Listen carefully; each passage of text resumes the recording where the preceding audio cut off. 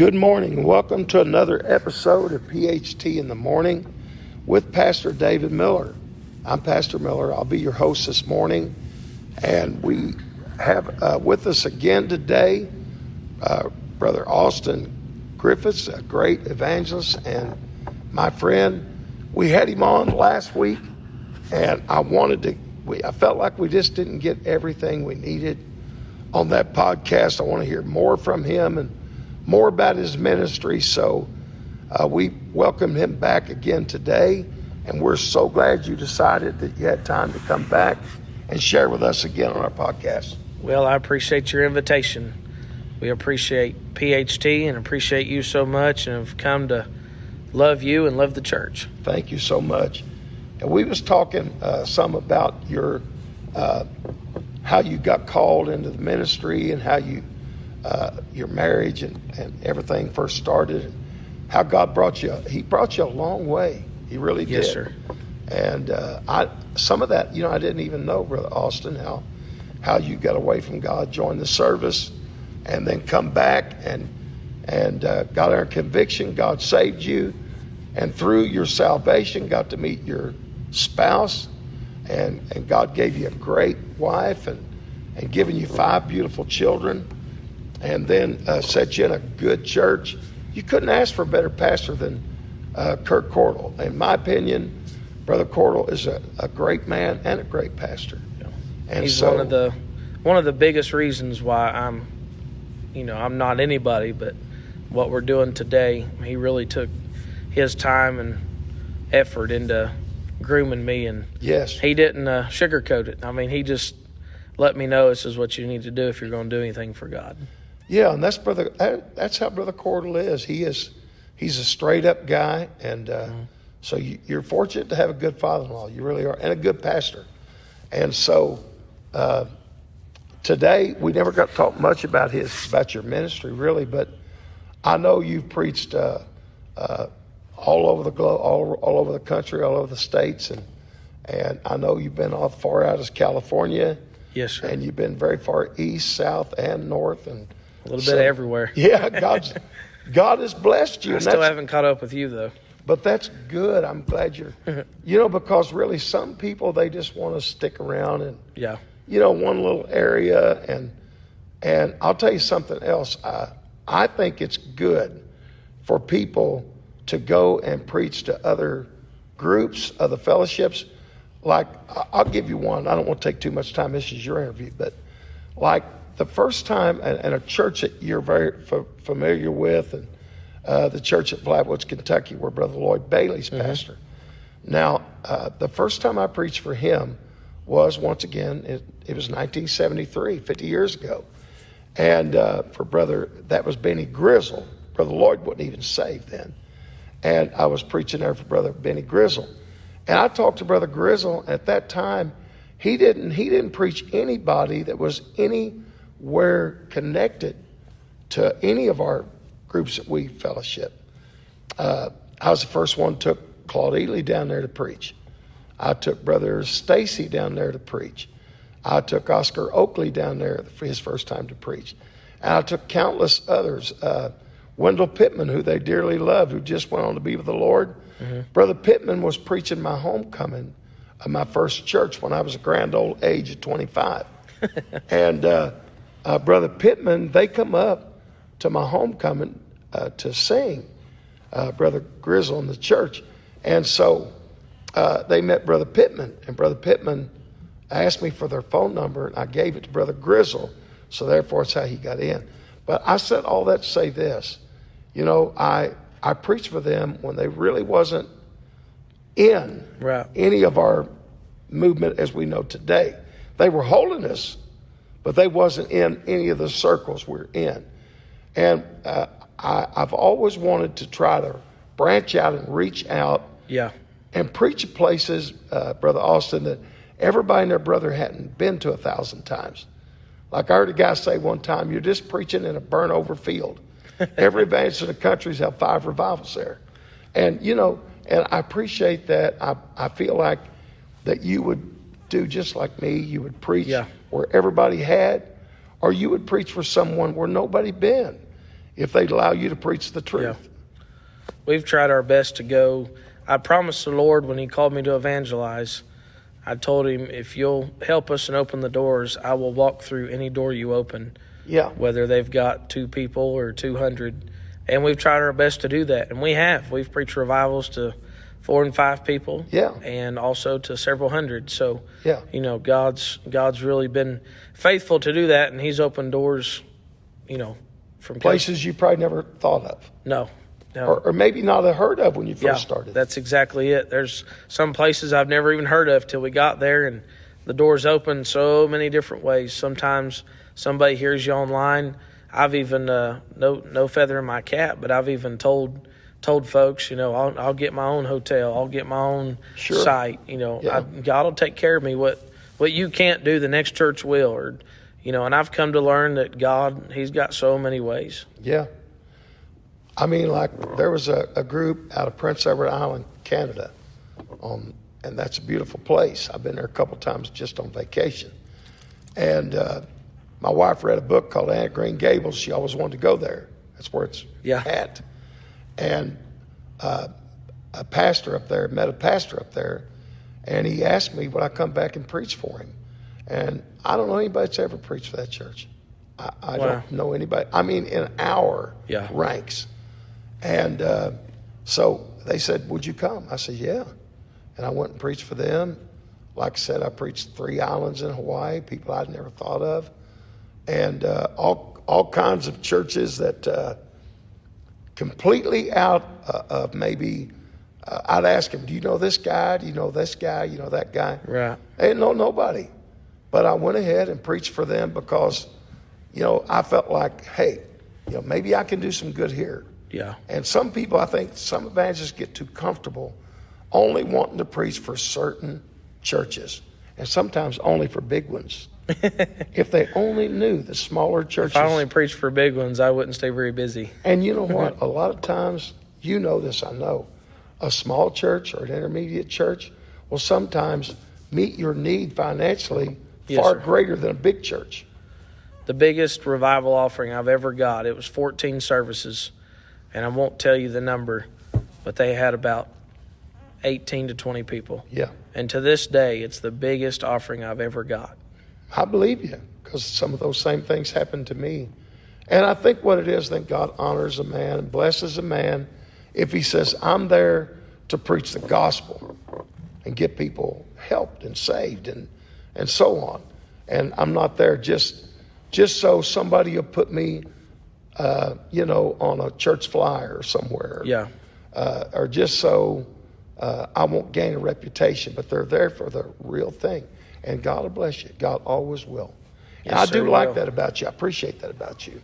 Yeah, I appreciate that. I don't know how else to say it other than I just want to go anywhere the Lord wants us to go. They don't even have to be the Holiness Church. Right. But I know enough to know I've been one where I promised the Lord I'll preach anywhere you want me to preach.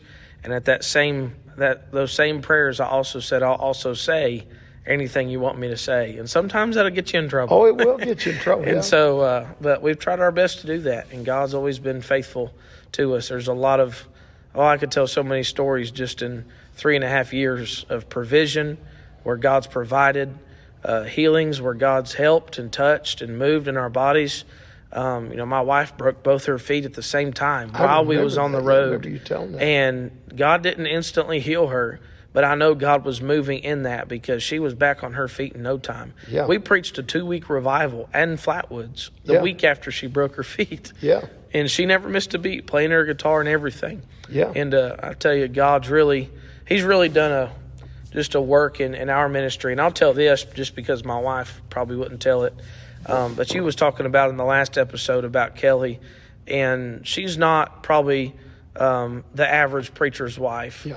As far as you would say, a lot of them, they play piano and they sing, and that's, come sis. And I couldn't tell you how many places we've went where they automatically think she plays the piano. Yeah. Or they want her to play the piano. Or because Zach plays, they think she does. Yeah. And it's kind of funny because you wouldn't believe how many people thought Zach and Kelly were married. Yeah, I know. I've had folks ask me. I've had folks actually ask me, said, you know Kelly and Zach, right? I say, yeah, I do. And I said, boy, they're really good singers. How long have they been married? Yeah. I'm like, well, if they got married, that'd be a real problem. Oh, yeah, that'd be a real problem. We've actually went places where I was the scheduled speaker, and my name was, we was actually just in Savannah, Georgia the other day, and they had my name up as the scheduled speaker, and a bunch of people didn't know who I was. Yeah. They knew who she was. Yeah. And so when we walked in together with all these kids, it was like, we thought she's married to Zach. Oh, and so it is funny. Yeah. But she was always very, she would be outgoing like in this setting. But in church, she was very shy. Yeah. She'd hide behind Zach. She'd hide behind her mom. And so when we started evangelizing, it really was tough. Yeah. It was tough because she can pick around on the piano, but she is a phenomenal guitar player. I mean, a phenomenal one. And I want to interject. He's not kidding. The woman can play a guitar. She plays electric and acoustic and the bass, but her main instrument's the electric. But she has since then done very good on the acoustic for our ministry, and she will bring out the electric if there's other musicians that'll help. And so it was really a battle because she's like, I am not packing in my guitar to all these churches and setting it up. That seems so prideful. Like I really am something. But at the same token, any musician knows you can't just play everybody else's stuff. It might be out of tune. It might be junk. It might be really expensive. You don't want to mess it up. You don't know what – I mean, you'd spend the whole service putting it how you want it. And so she needed to have her own amp and her own guitar and have it ready. And finally we go back and forth, and she's like, I just ain't singing. I said, Kelly, everybody in the country knows you sing. Yeah. You've been on PFYC. Yeah. You've been meetings. Everybody knows you and Zach. You have to sing. Yeah. You're going to be asked to sing, made to sing. Yeah. People like you, Brother Dave, are going to say, Kelly, come on. You're not going to ask. Yeah, I do. And I said, you have to. But she was so backward. And finally, and I know it sounds bold, but you just have to know us. I said, Kelly, shut up. Yeah. I said, you ain't going to do nothing. Yeah. I said, I'll pack that pink guitar in. Yeah. I'll set up your pink cord and your amp. I'll do it. I saw you do it. Yeah. I said, I will pack every bit of it in, and then I'll come back outside and I'll help you pack the kids in. And I said, all you got to do is get up there, look pretty, smile, and sing. I said, I'll tear it all back down. You ain't got to do nothing. Yeah. And so we started doing that, and it really clicked. Yeah. And so she started singing, and she was embarrassed for a while about doing that. But I'm telling you, and not just because she's my wife, but people all over the country have just been like, oh, my goodness, we ain't never seen a woman do that. Yeah. We've never, they just love it. Yeah. And in so much that a lot of people, they won't even play instruments with her, and she wishes they would. Yeah. But they'll just sit there and listen to her, and she sings like an angel and plays that guitar like that, and it's really been just a huge help and boost to the ministry. So we're not the average team. But you mentioned Flatwoods. Brother Lloyd Bailey said, you all are a team. He said, you're different than anybody else. Yeah. But that doesn't mean it's bad. So I appreciate that. But she's really, the Lord's really, the Holy Ghost really has come on her. And I know you can even tell, you knew her more than I have, longer than I have. She has really came out of her shell. Yes. And I'm telling you, she'll pray for folks now. She'll testify up a storm. And she'll have something to say, a scripture ready. And I got tickled at her last night because we was sitting there getting ready to get up, and she said, hand me your Bible real quick. She wants to have something to say and really wants to help people. And I was thinking even last night, I thought, wow, if this had been 5 or 6 years ago, you couldn't even get her to say, I'm thankful I'm saved. And so God really has moved on her. Now, does she play left-handed or not? Am I wrong? I've never really seen her do that. Okay, I was thinking, maybe I guess I'm wrong. You know better than I do, but I was thinking, did she? Or she can. I've not really seen her. Well, do it. Does she? There's something a little different about her acoustic. It's a little bit shorter. Okay, than your normal something acoustic. Something different about it. Yeah. Now, when she plays acoustic, she sometimes has a electric hookup to it. Yes. Right. And I'm gonna tell you right now. You have to in a lot of churches. Oh, I know. And we bought a Fishman amp from Guitar Center. Yeah. And that little thing, I bought it because it was small. But that little thing there, it'll blow your mind what it can do. That girl can flat play that acoustic with that electric hookup. I was sitting there last year and I was like, man, she's better than I even remembered. Yeah. She gets better and better. And of course, and your preaching is better than I remembered. But when you do more, when you preach a lot, you you get better? Well, you was talking about my father-in-law. When I told him I was called to preach, he already knew I was. You know how pastors are. He's just waiting on me. He couldn't tell me. I had to, and I couldn't take it no more. And I called him or texted him or something. I said, I need to see you in your office. So he knew something was up. He said, is this good or bad? I said, I don't know. You tell me. And at the time, he only had one other preacher in the church, and he was up in age and very sickly, and so really he couldn't use him because the man was just dealing with a lot of health problems, and he did every once in a while, but he really didn't have not a whole lot of help, and so it was good. So actually, when you took him to Hawaii, I hadn't preached 10 times, and I preached for 2 weeks at the church. And but anyways, he told me, he said, you got to read the Bible all the way through. You can't get up and say you ain't ever read that whole Bible. And so he said, you read that Bible all the way through, and I'm being as honest as I can, Brother Miller. From that day, it took me 90 days to read the Bible. Wow.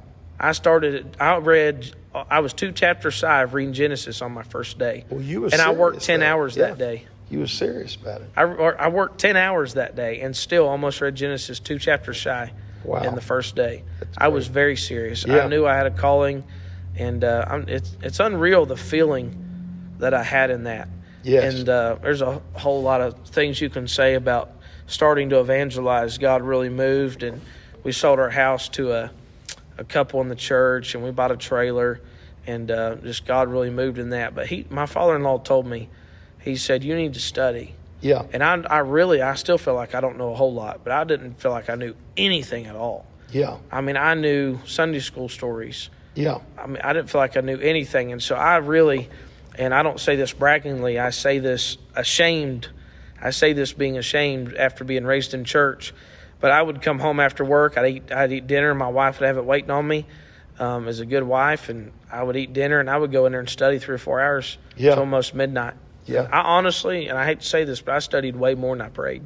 Because I just felt like I didn't know nothing. And I studied, and I'd go in there for 8 to 10 hours on Saturday and just study and read. That's all I do.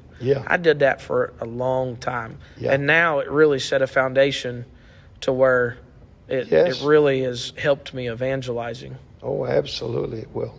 Yes, sir.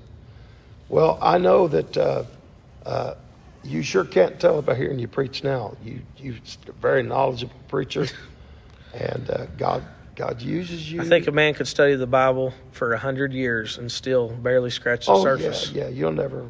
That's true. That is absolutely true. But I'll tell you what, I just think I'm proud of every evangelist we have on the road, and we don't have as many as we used to have. We used to be so many full-time evangelists, and now there may be way more than I know, but I don't know of that many, really. I don't either. And I'm glad you're out there preaching and going across the country. I know it's tough. I know it's hard. But my prayers is with you, and I'm proud of you, proud of Kelly, proud of the work that you guys are doing, both of you together, and your ministry. And I mean that from my heart. And you are my friend. I appreciate that. And I'm glad to have you as a friend. I believe I could call you at any time and ask for prayer, and I'd have it. Yes, sir. And I appreciate that so much. Do you have anything else you'd like to share with our listeners before we go? Nothing that sticks out other than, there's a lot of things I could say. Yeah, right. Just follow God. That's right. Sometimes you'll pray and you feel like the heavens are brass and there's no answers. But God does have a plan. You done some podcast episodes for us, and you talked about, healings here, and then God didn't heal there. Yes. And we don't understand everything. Sometimes God will speak right now, and then sometimes he won't at all. Yeah. But we have to keep seeking God, and the only reason I evangelized is because he told me to. Yes. And not only did he tell me to, but I told my pastor I will never buy a truck and trailer and leave this property until he tells you to. Yeah. So we both knew it was the will of God. And he told me I'd rather lose my right arm than lose you all. Yeah. But I know it's God's will. And I'm a pastor. I guarantee you he meant that. Yeah. And so I had to know that he knew it was God's will.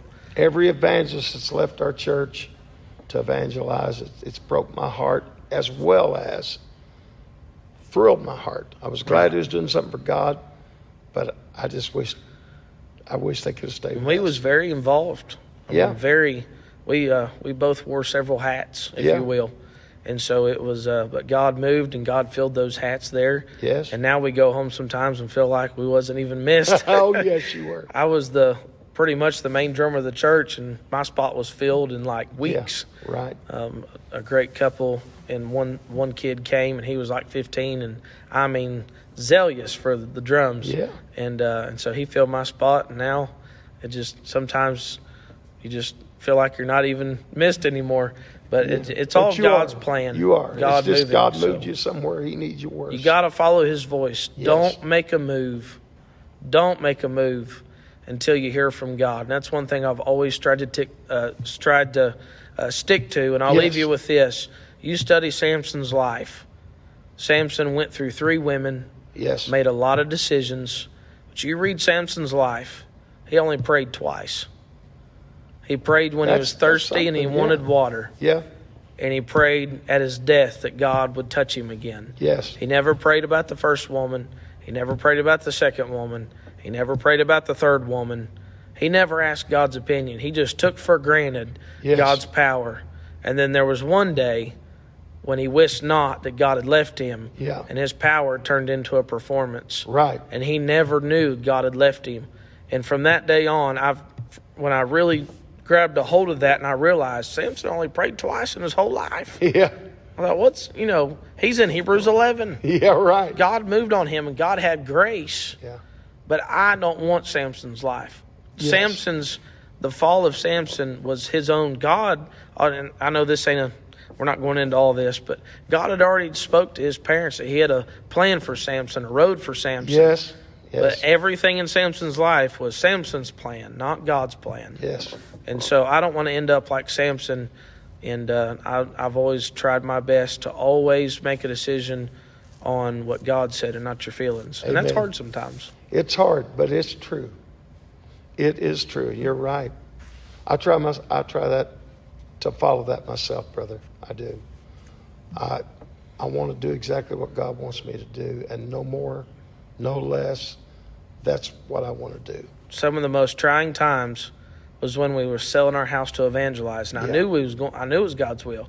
And my wife struggled with it, but she did too. God just don't have to speak to you; He needs to speak to her too. Yeah. And I'll say this and hush, but we would get online and sell. We was selling our kids' toys. Yeah. They had just finished the nurseries. It was a trying time, and we would watch people come in the driveway and pick up my daughter's toys as she was in the window crying, wanting her toys back. Well, sure. But we couldn't take them in the trailer. Right. We would watch people come get our couch and take off with it. Yeah. And my daughter was just little. She was like 3 years old, and she could not understand why our house was basically being robbed of everything. Yeah. And we was trying to recoup some money and was trying to evangelize. And, but I knew we was wanting to follow God's voice, but it surely wasn't easy. We was wanting to get a bigger house. Yeah, right. Not go into a trailer. But here we are almost 4 years later, and we're still in one, trying to follow God's voice. Well, who knows? God may want you on the evangelistic field for 20 more years, if time tarries. Lord help us. If time tarries, if the rapture don't take place. And who knows? God may have a church for you somewhere. We don't know what God wants, but whatever. When you're in the ministry, it's a day-by-day thing. It is, yeah.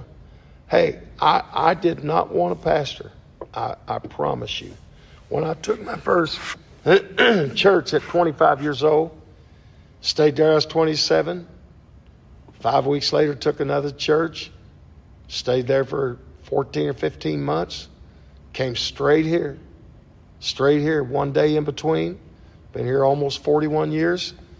And I remember I said, I'll never want to pastor again. I just didn't. But now, God's given me a pastor's heart. And I love this church. I love these people with everything in me. I still like to go preach. But there is nothing like Springdale Road Church to me. I think they're the greatest church in the country. And I just do. I love them. And I guess every pastor should think that yeah, about you their should feel church. that way. If you know what, I don't like pastors run their people down, run their churches down. I've told different pastors, they've talked bad about their church. I say, You know, the best thing you can do is resign. You need to resign. You don't need to pastor that church if you're going to run your people down. And I've told evangelists, they talk about how bad they was treated. I said, then if you haven't got faith to believe God, why don't you quit evangelizing and go do something else, you know? Well, there have been a few incidents throughout 3.5 years that I thought, I don't care if I ever go back. Yeah, now that we do. To 250 churches, I'm talking about 4 or 5. Right. And so you do the odds. Yeah. I mean, we've been treated, God's people have took care of us. Yeah. There have been a few places I've told my wife, one particular one way back years ago, I said, I will never go back there. I'm not preaching there. God will have to speak to me. And I had preached 110 straight nights, and I'm really going over again. But God spoke. I said, God will have to speak to me. I won't go back. And she said, well, don't say that. I said, I'm not going back. And I had preached 110 straight nights. I remember that exactly. Because that was a lot of nights. Yeah. And I was so tired. I said, this week, I'm not preaching nowhere. And I got down to pray. Me and her just got down to pray early that morning. And God showed me this pastor as plain as day. I seen his face come up before me. And he was saying, come and help us. You know, and I got up. I got up immediately. And I told Diane what God showed me. She said, you said you'd never go back. I said, I'm not. I said, God to have to speak to me so plainly, which you already had. Yeah. But do you know, while I was talking to her, my phone rang? Oh, man. And it was that pastor. And he said, brother, I was just down praying, and God just spoke to me to have you come. I said, when? He said, can you come tonight? I said, yeah. And I went. You had to eat them words. I had to eat those words. And God gave us a good revival. He really did. You know, I preached 3 weeks. I had to move some things. I preached 3 weeks for that guy. And they gave me $48 and a collie dog, and I gave the collie dog away. That's the honest truth, $48 for a whole revival. And I drove back and forth because they had nowhere for me to stay. It was Franklin, Ohio. You know how far that was. Yeah. And so it was terrible. Yeah. You was in the hole. I was in the hole the first couple of days. But I went ahead, I preached that revival, and you know, I never said those words again either. Never said them again. I have went so long. I'm so sorry to be on so long. But I just love having these interviews with you. And thank you so much for being with us, Brother Austin. I appreciate you asking us. Yes. And once again, get a hold of this good man. He will bless your church. So, for PHT in the morning and Pastor David Miller, I just want to say, I hope you have a great rest of your day and a great rest of your week.